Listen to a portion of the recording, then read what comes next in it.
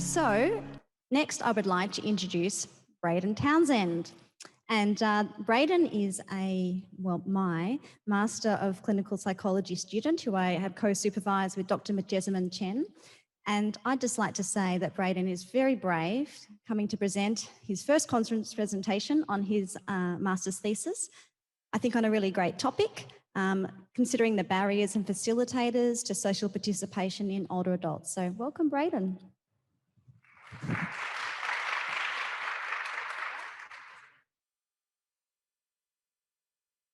This is very exciting.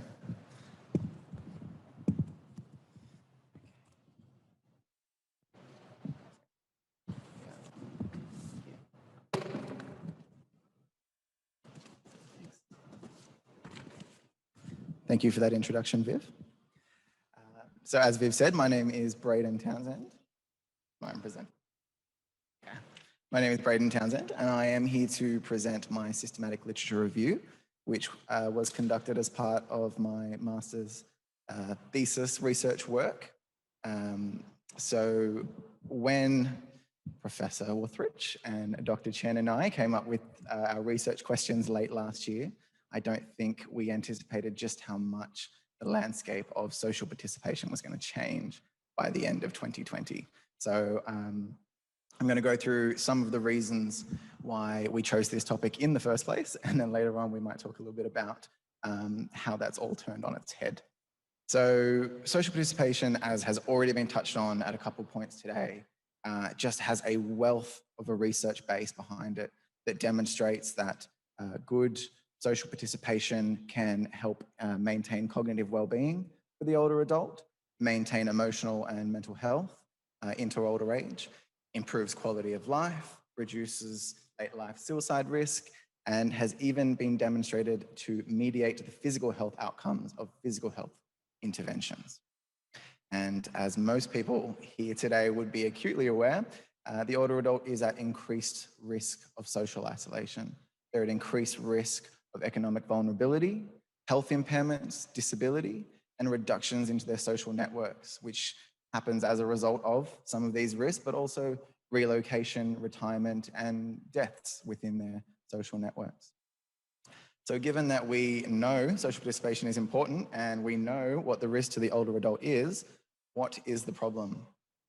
The problem seems to be that we are still really struggling to facilitate participation at an intervention level. So we're still really struggling to activate participation in the older adult. Our preliminary research has found that to date, the focus has been far too heavy on logistical barriers. So things like transport, access, cost, sort of the standard stuff we think is stopping older adults from getting into social activity.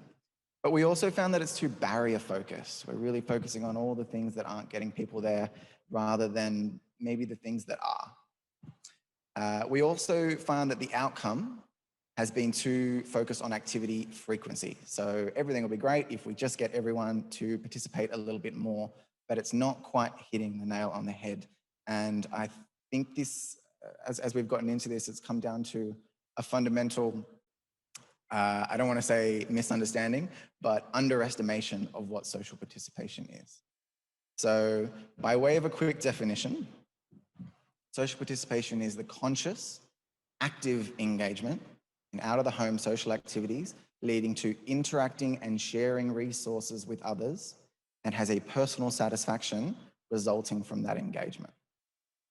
So I think one of the things we have to really say that social participation is not is the sort of friendly visits or the social chat sort of options that are offered too often in health engaging interventions.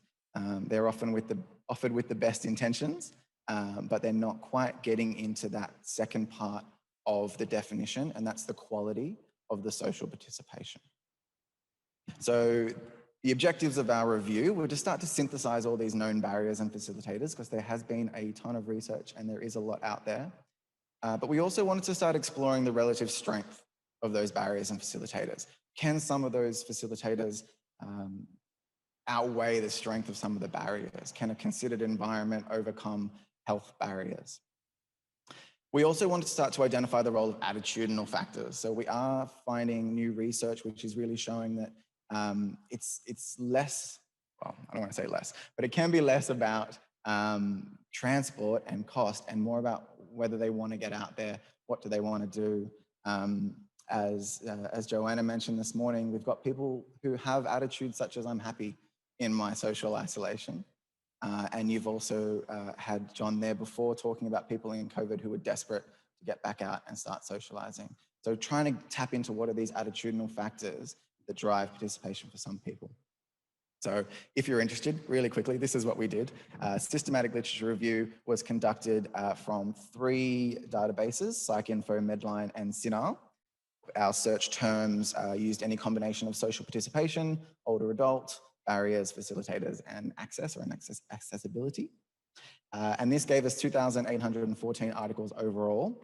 But we were interested in studies that included a distinct sample of subjects aged 16 over, had to have some measure of social participation. We did accept frequency or quality, and a measure of at least one other influencing variable, of course in English, and published in a peer-reviewed journal.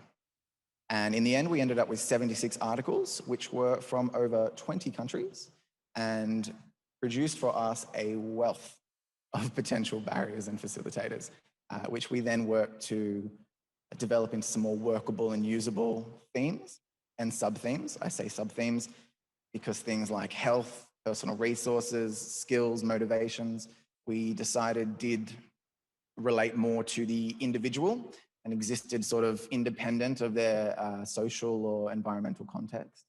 So what that left us with was 4 overarching themes of demographics, factors relating to the individual, so the internal or idiosyncratic factors, factors relating to the environment, the neighborhood, the access, things like that, and social networks.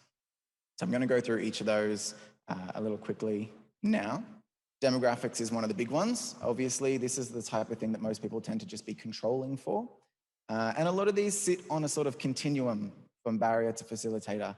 So the big 2 was certainly income or some function of wealth, and education. Being the higher it was, the more participation we saw. We saw some great research in here that showed that economic vulnerability served as a barrier above and beyond that of accessibility. So where interventions were facilitating transport, because everyone thinks transport's the biggest problem, if the participant felt economically vulnerable, if they felt like they couldn't afford to go out, they still wouldn't go out. There was some great longitudinal data in here that did demonstrate that as people age, age increases, social network size decreases, and all those other risk factors which we've talked about that are associated with less participation are also increasing. I've got a little asterisk there next to male and female because it's a little bit contentious. Typically, there's definitely been data that shows that men do socially participate a little bit less than women. But as the field grows and gets a little bit more nuanced, we are finding that when you start controlling for these other specific factors, education, income, and there's certainly attitudes, that gap is definitely minimizing. So there has been some new research that is finding that men are more likely to hold negative beliefs about socializing, or at least minimize the importance of socializing. And we think that's probably what's driving the gender gap in social participation. The next big one was the individual internal idiosyncratic factors. So these are relating to the individual. And I say big one because this had the most sub-themes within it. I'll touch really quickly on ICT because I know we've already talked about it a little bit today. So the only thing that I'll add to that is that we are finding that the more you increase confidence and competence in ICT usage in older adults, the more we can improve their social participation. But the big one was certainly health. So health was addressed in some way in over 1/3 of the articles that we looked at. We had just general perceptions of health and also more specific health problems, age-related vision loss, age-related hearing loss, incontinence, fractures relating to osteoporosis, all there, as you'd expect. We found that health barriers were emphasized, exaggerated in aged care facilities. We also found that general perceptions of one's health, independent of illness severity, was impeding one's motivation to participate.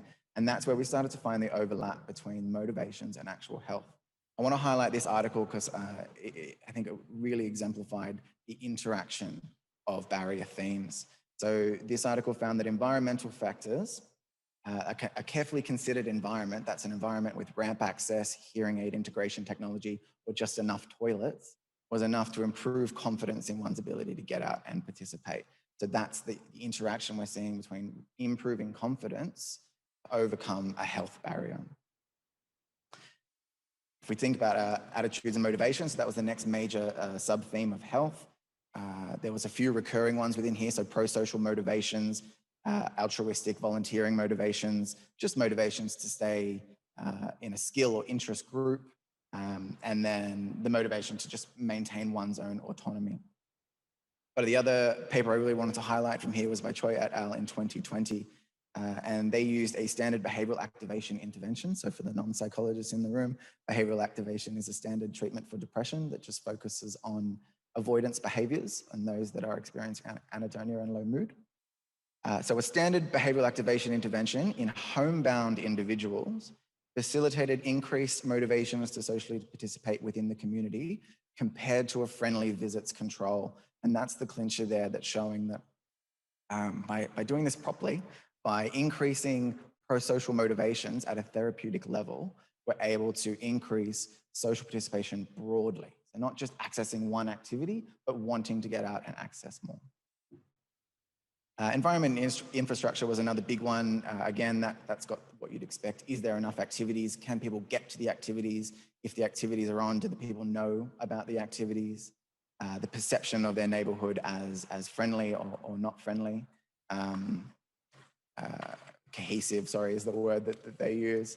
And the other big one that came up under environmental factors is, of course, rural areas versus metropolitan areas. Again, contentious. Just to sort of summarize it, again, older research says that in rural areas, there's less social participation. But I think what we're finding is just a difference in social participation profiles, barrier and facilitated profiles. So people in rural areas generally had more or higher pro-social motivations, but they had lower access and availability of activities. The other big thing that came in under environment was, of course, time spent living in the community, which links in really well to our final theme, which was social network. Social network can take the form of kin, non-kin, formal, informal networks. The main takeaway from this theme was that starting social activity prior to the onset of older age and functional limitations was what was really important to maintaining those networks into older age. So strong social networks, that is broad and close social networks, are found to mediate the impact of cognitive decline, physical decline. It's just to say the more people you've got around you before the functional limitations of older age set in, the more protective that network is going to be once they do. So what does all of this mean? I think there's a few key takeaways from the review, firstly relating to the actual research findings, and then more generally to how we're going to approach social participation in the future. So one major research finding, as hypothesized, there is evidence for increasing our focus on motivations and attitudes towards social participation as potentially strong barriers to overcoming even the big ones like health and accessibility. Number two was definitely that establishing a solid social network before the onset of age-related risk factors is vital to maintaining that social participation and keeping its benefits into your older age. But to sort of step back on a more research level, I think the breadth of this systematic review has highlighted that focusing on any one lone factor or any one lone barrier for an individual is not going to adequately identify the enmeshment of someone's barrier facilitator profile. We need to stop looking at it as a sort of barrier to diagnose and treat, and more take the individual and balance their profile overall. And I think something else that Joanna touched on this morning was that that's really hard because there's a lot of variability. They're dynamic. Everyone's going to need something different, and there is a lot of them. So intervention in that case is really going to have to take place at an individual and community level. Okay, so it's got to happen by, as we said, first asking what it is people need and then making sure we're getting the needs to the right people rather than trying to do it on a broad scale. Just as to sort of sum up, it is going to be up to the local communities, up to therapists or whatever service providers are here today to be ensuring that they're meeting not just the functional needs, but meeting the motivations of their participants, their clients, their community. I also had some future research ideas, but I think I might have run out of time. All right, I'll just do them really quickly. There'd be some great space for more specific reviews into aged care facilities. So our review just could not capture aged care facilities well enough, though it's quite clear that they have a really different barrier facilitator profile. It comes right down to the design of the facility, the number of open doors and hallways was impacting the participation within them. So that one would be great. A more specific review into attitudes and motivations to participate. I think it's time to work out what it is that gets people going, what it is that makes people want to go. And some of these people that are coming out with, I'm happy in my social isolation, is there something there that's being masked? Is there another attitude or fear that isn't being tapped into? As always, some more longitudinal data would be great. Something that follows participants pre-retirement age, I think, well into retirement age to find out how and when those networks drop off would be really, really valuable. A comprehensive review into the approaches we take to social participation facilitation within aging interventions. So whether it's coming out of doctors' offices, psychological interventions, how are people facilitating social participation? We need to capture more of these people that are still going for the friendly visit by a stranger and out-of-home care service provider that's not quite hitting the nail on the head. And certainly facilitating participation post-COVID, probably not post-COVID, now COVID, current COVID. How do we keep doing this? How do we keep facilitating participation now that participation is completely different, very online, and it really links into some of that ICT stuff that we were talking about this morning. And that's me. Thank you.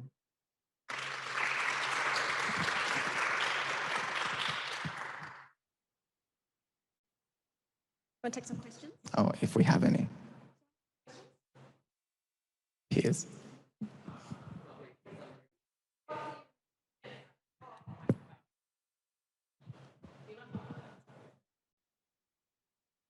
Need some gloves or something. Hold the microphone. Are you going to hold it up? Yeah, great summary, Braden. Yeah, I hope you're planning to try and publish that review at some stage. That would be nice. So the question I had is, did you evaluate the quality of those studies as well? Because I noticed a lot of the things that you reported as barriers and facilitators are also talked about as being consequences of social participation as well. So you could, if a lot of those findings are from observational studies, then the question is there some reverse causation happening? And what do you feel is the quality of the evidence for all those? Huge question. And a really good one. So yes, we did rate the quality. I haven't gone into it too much in this 15-minute presentation. Honestly, the quality is quite variable. So some of them were great, some of them not so much. Generally, the stuff that I've brought here today has been fairly sound. I think the biggest quality concern we had was the way that people measured social participation. So it was a real, actually eye-opener. Only 10% of the studies we looked at used a standardized measure of social participation. So in that sense, it becomes really difficult to start teasing apart how much of this is a clear sound, a barrier facilitator, or if there's some reverse causation going on here. And so I think a tightening up of the field is going to be really vital.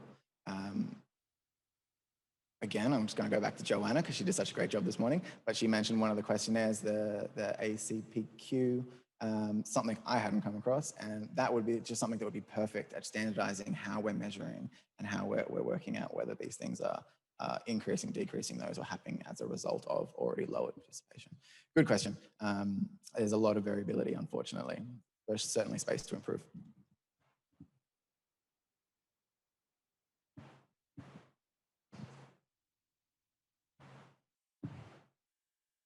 Okay, so we've got one comment first, Braden. It was well done, great presentation. So from John Muir. And Olivia says, hi there, I'd love to ask about how you believe The literature's concept of social participation will change in light of virtual interactions, e.g. Zoom, Skype, FaceTime. Would such scheduled interactions with individual social networks still be classified as isolation regardless of the virtual aspect, as well as the quality and duration of? Another huge question. I guess I've just come back to the slide that has the actual definition. And apart from maybe the out of home section, that's going to be a little bit questionable, probably already is a little bit questionable. But I still think the rest of this can be achieved in a virtual format. We can still consciously engage. We can still actively engage. You can certainly still interact and share resources. And you can receive a personal satisfaction. The personal satisfaction part becomes a lot harder because a lot of older adults might struggle. If they struggle with ICT technologies, they're going to struggle then to enjoy it. So getting that enjoyment out of it is going to become really difficult. So if they've got to come over that, that's a whole new barrier for them as well. But something else that John said today is that we often underestimate the skill of the older generation at current and their ICT abilities. So I think we need more. A lot of people who are not used to that format are currently scrambling to try and work out how to do it, or maybe wait until things move on and we might move to something else, or go back to things how they were before. But that's probably not going to happen anytime soon. So I think what needs to be done is a little bit more work on, as we said before, facilitating competence and confidence in using this format. But generally, I don't think to go to the question, I don't think that the literary definition will have to change all too much, just the way that we execute it.